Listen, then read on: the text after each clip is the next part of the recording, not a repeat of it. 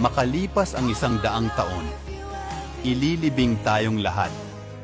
Malilibing din ang mga taong mahal natin, pamilya natin, kaibigan, kakilala.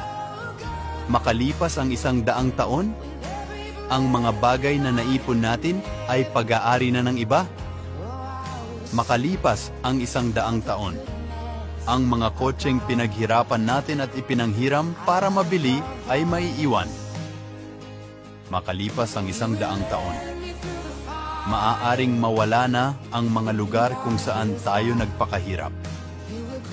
Makalipas ang 100 taon, kahit ang ating mga inapo ay hindi maaalala, makikilala o maiisip tayo.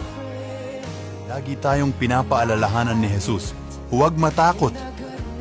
Malapit nang mawala ang ating mga problema at hindi tayo dapat mabigatan ng pag-aalala. Bakit?